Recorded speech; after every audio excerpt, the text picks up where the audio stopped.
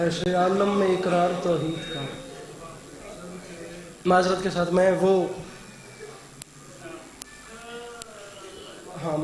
اس علی کو جانتا ہوں جس کا ساری ساری رات سجدے میں سر رہتا تھا۔ میرے ہاں اہل بیت کا معیار کچھ اور ہے۔ مجھے میں الوہیت کا قائل نہیں ہوں۔ ضروری نہیں کہ ہر بندہ میرے ساتھ متفق ہو۔ چھوٹا بھائی سمجھنا میری بات کا، اس کو محسوس نہ کرنا۔ آل محمد علی نے زندگی میں 80 جنگیں لڑی ہیں، شہید ملت فرماتے تھے۔ یہاں بندہ بار 10 بندوں کو مار کے آئے، وہ ان سب کے سامنے ہیرو بنے گا کہ میں 10 بندوں کو مار کے آیا ہوں۔ 80 جنگیں جیت کر علی نے نہیں کہا، سجدے میں ضرب لگی، پھر علی نے فرمایا فزت برب الکعبہ، رب کعبہ کی قسم آج علی کامیاب ہو گیا۔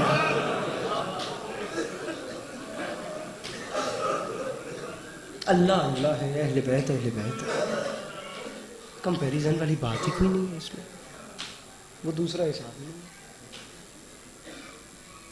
اس سے پہلے کہ اللہ کہتے تجھے زیر شمشیر سجدے میں، دنیا کو پتہ ہی نہیں کہ حسین نے کام کیا کیا، زمانے نے پہچانا ہی نہیں کہ حسین نے۔ آقا نسیم عباس رضوی صاحب کے مالک درجات بلند فرمائے، میری انسپائریشن ہے وہ لوگ۔ ایک مصرع میں نے ان کی زبان سے سنا تھا، اس کا احسال ان کی روح کو پہنچے۔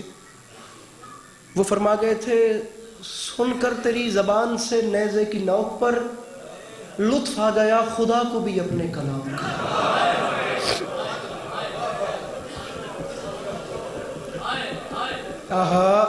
یہ حق تھا بھائی جان، زمانے نے تو پہچانا ہی نہیں نا کہ حسین نے کیا کیا۔ آج اس بات کو بیٹھ کے سوچتے ہیں۔ میرے اپنا ایک سرکل ہے، ہر جگہ پہ سوال ہوتے ہیں۔ یہ جوان جو بیٹھے ہیں یونیورسٹیز میں، کالجز میں، جہاں یہ جابز کرتے ہیں، وہاں جاتے ہیں، ان سے سوال ہوتے ہیں کہ امام حسین شہنشاہ بادشاہ نے بیعت کیوں نہیں؟ بیعت کر دیتے یزید کی کیا تھا؟ پہلا سوال ہوتا ہے شیعہ بچے سے، یا آخر بیعت کر دیتے، حسین کو اتنا انکار کیوں تھا بیعت کا؟ کبھی یہ تو ان سے پوچھو کہ یزید کو اتنا اقرار کیوں تھا بیعت کا؟ پورا عالم عرب بلکہ پوری زمین اس کو بادشاہ مان رہی تھی، اتنے ممالک اس کے، اتنی ریاستیں اس کے ساتھ تھیں۔ یہ چند 70-72 لوگ اس کی بیعت نہ بھی کرتے تو کیا نقصان تھا اسے؟ سوچو سوچو سوچو، منطق جگاؤ، فلسفی، اپنا فلسفہ بیدار کرو، سوچو اس چیز کا فلسفہ کیا ہے آخر؟ وہ کیوں بضد تھا کہ ان 72 لوگوں سے بیعت مانگے؟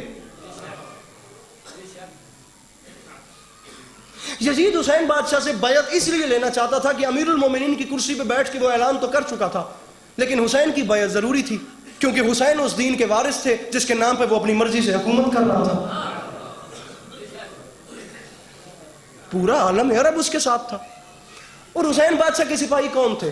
آج بیٹھ کے سوچتے ہیں یہ لوگ کون تھے؟ جناب حبیب ابن مظاہر علیہ السلام کے بارے میں ملتا ہے کہ یہ جب سجدے میں سر رکھتے تھے نا، تو ایک سجدے میں ختم قرآن تک کی روایات ملتی ہیں۔ بھلے کہ حبیب ابن مظاہر کے جانثاروں میں اس وقت نماز کی وہ ویلیو نہ رہی ہو، لیکن جناب حبیب ابن مظاہر جب سجدے سے تب سر اٹھاتے تھے جب قرآن ختم ہو چکا ہوتا تھا۔ حسین علیہ السلام کے اصحاب حافظان قرآن تھے، تہجد گزار تھے، شب زندگار لوگ تھے، یہ شریف لوگ تھے، یہ گوشہ نشین لوگ تھے، یہ پرامن لوگ تھے۔ ان شریف لوگوں سے اسے اتنا اصرار کیوں تھا بیعت کا؟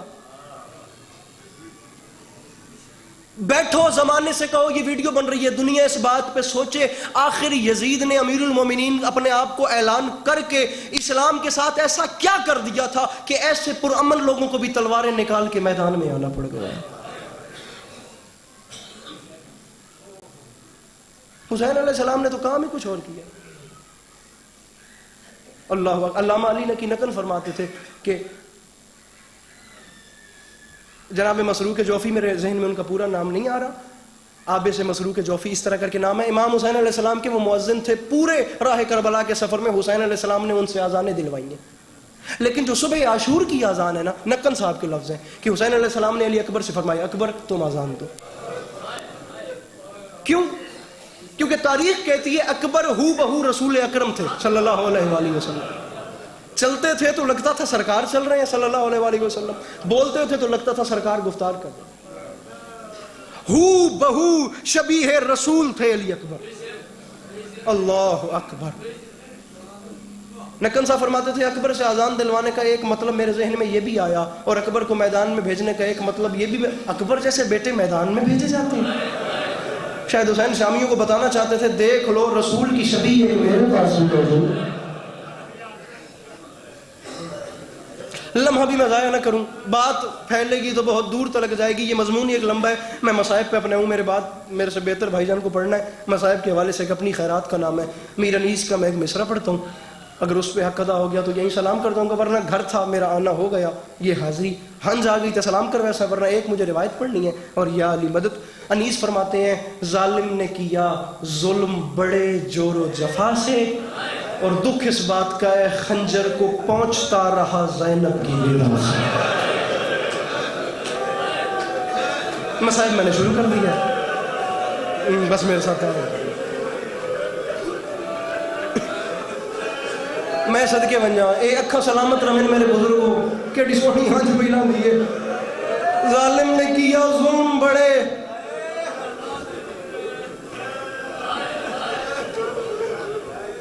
جور و جفا سے، خنجر کو پہنچتا رہا.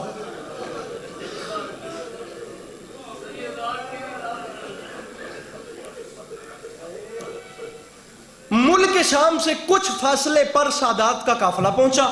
مصائب میں نے شروع کر دیا، دیکھنا میری طرف. کچھ فاصلے پر سادات کا قافلہ پہنچا. ان ظالموں نے سوچا بھی کچھ دیر ٹھہر کے آرام کیا جائے. اب جس جگہ کو آرام کے لیے منتخب کیا گیا، حیدر بھائی تاریخ کہتی ہے کہ وہ جگہ ایک عیسائی کا باغ تھا. اس عیسائی کے باغ میں نیزے کھڑے کیے گئے، اور ابھی کیا ہے میرے پاس ہے عیسائی کا باغ، ملک شام سے کچھ فاصلے پہ نیزے کھڑے کیے گئے. سیدانیوں کو وہاں روکا گیا. نیزے کی نوک پہ تلاوت جاری تھی. زمانہ یاد رکھے، تم نے پہچانا ہی نہیں حسین نے کیا کیا ہے.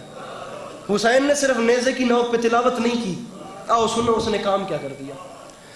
نیزے کی نوک پہ سید الشہداء کا سر ہے اور تلاوت جاری ہے. ادھر دیکھنا، باغ کے اس کونے پہ بزرگوں تلاوت جاری تھی. میرے مولا تلاوت قرآن فرما رہے تھے. تاریخ کہتی ہے باغ سمجھ آئے، جب سمجھو تو بات ہکواری ہائے کرے تو میں ویندہ پیا. باغ کے اس کونے پہ اسی عیسائی کی 4 سال کی نابینا بیٹی بیٹھی تھی. اب یہ اسے کہانی سمجھ کے میرے ساتھ چل رہا. وہ 4 سال کی بیٹی تھی، اس کا نام آمنہ تھا، عیسائی بچی تھی. تاریخ کہتی ہے دونوں آنکھوں سے نابینا تھی. طبیبوں نے جواب دے دیا تھا کہ اس کی آنکھوں کو نور نہیں مل سکتا. وہ بیٹھی تھی. بخدا میں ڈر رہا ہوں، باوضو کھڑا ہوں، نہ اتنی ہمت ہے نہ اتنی جرت ہو رہی ہے. اگر دل دکھے مجھے معاف کرنا، میں بڑا مسکین آدمی ہوں، ورنہ کوشش کرنا اتنی ہائے کرنا کہ علی کی دکھی بیٹیاں راضی ہو جائیں. وہاں وہ بیٹھی تھی، باغ کے اس کونے سے میرے مولا تلاوت فرما رہے تھے. تاریخ کہتی ہے تلاوت قرآن کی آواز اس بچی کے کانوں تک گئی. وہ کوئی اس طرح محو ہوئی تلاوت کی آواز میں کہ اپنی جگہ پہ بیٹھ نہ سکی، اپنی جگہ سے کھڑی ہو گئی. آنکھیں کام نہیں کرتی تھیں. اس نے ہاتھوں کے سہارے چلنا شروع کیا. ہاتھوں کے سہارے چلتی چلتی چلتی چلتی چلتی اسی نیزے کے نیچے آ گئی جس پہ سید الشہداء کا سر تھا.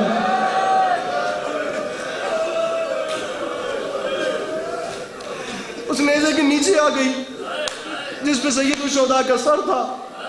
آنکھوں سے نابینا تھی. پھر سمجھنا، میرے مولا تلاوت کر رہے تھے، وہ محو تھی اس تلاوت کی آواز میں، وہ گم تھی. کوئی اس ادا سے میرے مولا قرآن پڑھ رہے تھے. حسین علیہ السلام قرآن کیسے پڑھیں گے؟ بات تو یہ سوچنے والی ہے نا.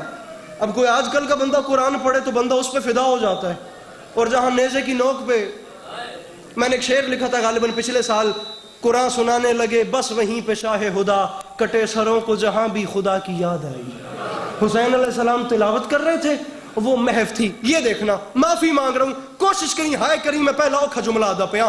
اس کی نگاہیں تھیں اوپر جہاں سے تلاوت کی آواز آ رہی تھی. وہ نیزے کے نیچے کھڑی تھی، اوپر سے میرے مولا تلاوت کر رہے تھے. میں نہیں کہہ رہا، شریف عزادارو، تاریخ کہتی ہے اچانک کٹی ہوئی گردن سے خون شفا کا ایک قطرہ اس کی آنکھوں میں چلا گیا.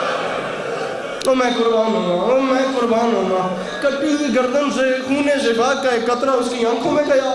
اس نے آنکھوں پہ اپنے ہاتھوں کو ملا, اس نے دیکھا اس کی آنکھوں کو نور مل رہا, اس نے دوسری آنکھ پہ ہاتھ ملا, اس کی آنکھ کو بینائی مل گئی. وہ حیران پریشان, نیزے کی نوک, حیدر بھائی بدن ہے نہیں, فقط سر, اور تلاوت قرآن کر رہے ہیں, بدن بغیر فقط سر اور قرآن کی تلاوت کر رہے ہیں. وہ بھی یہ منظر ہی دیکھ کے حیران تھی. یہ اچانک اس نے نیچے دیکھا, چند بیبیاں گھٹنوں پہ سر رکھ کے رو رہی تھیں. چند بیبیاں آخری جملہ میں کہتا پہ آتے اپنا مقدر ہے, میرا اپنا نصیب ہے, نیزوں کے ساتھ بول کر چند بیبیاں گھٹنوں پہ سر رکھ کے رو رہی تھی. اس نے نیزوں سے توجہ ہٹا لی, اتنی دقت میں بیبیاں رو رہی تھی. بھائی نے جب شنا دی وہ چلتی چلتی ان بیبیوں کے قریب آئی, یہ معافی مانگ رہا ہوں. وہ بندہ معافی منگے جڑا ماتم نہیں کر سکتا, جڑا ہائے نہیں کر سکتا. ان بیبیوں کو دیکھا, وہ چلتی چلتی ان بیبیوں کے قریب آئی. سامنے کے ضعیفہ بیوی اپنے گھٹنوں پہ سر رکھ کے رو رہی تھی. وہ ضعیفہ کے قریب آئی, اس بیوی کو دونوں ہاتھوں سے ہلا کے کہتی ہے, بی بی آپ روتی کیوں ہیں؟ اگر آپ کو کوئی تکلیف ہے تو آپ اسے کیوں نہیں بتاتی؟ اگر آپ کو کوئی دکھ ہے تو ماتم نہیں آتا تو سجدہ نہیں کرنا یار. اگر آپ کو کوئی تکلیف ہے, اگر آپ کو کوئی پریشانی ہے, آپ اپنی پریشانی اس سے کیوں نہیں بتاتی؟ آپ اسے اپنے مسئلہ کیوں نہیں بتاتی؟ بھائی تاریخ کہتی ہے اس بیوی نے جواب نہیں دیا. ان بیویوں کی ایک میں سے ایک 4 سال کی بچی برآمد ہوئی. اس 4 سال کی بچی نے اس آمنہ سے کہا, آمنہ انہیں کچھ نہ کہے, یہ بڑی زخمی ہے, بڑی تکلیف میں ہے, انہیں کچھ نہ کہے. جس غریب نے تجھے آنکھیں دی ہے نا, یہ اس کی بہن ہے. جس نے تجھے آنکھیں دی ہے نا, نہیں ہے نا ماتم میں سردہ کر رہا ہے, جس نے تجھے آنکھیں دی ہے نا, یہ اس غریب کی بہن ہے, اسے کچھ نہ کہے. تاریخ کہتی ہے یہ جملہ سننا تھا, زمین میں زنجر آیا, لیکن آمنہ نے اپنی ہم سن 4 سال کی بچی کو دیکھنا شروع کیا, اس سے نظریں نہیں ہٹائی. وہ 4 سال کی آمنہ اپنی ہم سن 4 سال کی بچی کو دیکھتی گئی, دیکھتی گئی, دیکھتی گئی. بندہ کوئی ایسا نہ ہو جو ماتم نہ کرے. وہ دیکھتی گئی, دیکھتی گئی, دیکھتی گئی. اس نے جواب نہیں دیا. وہ دیکھتے دیکھتے انہی قدموں سے واپس پلٹی. وہ چلتی چلتی اسی نیزے کے قریب آئی اور ہاتھ باندھ کے کہتی ہے, اوے مظہر العجائب,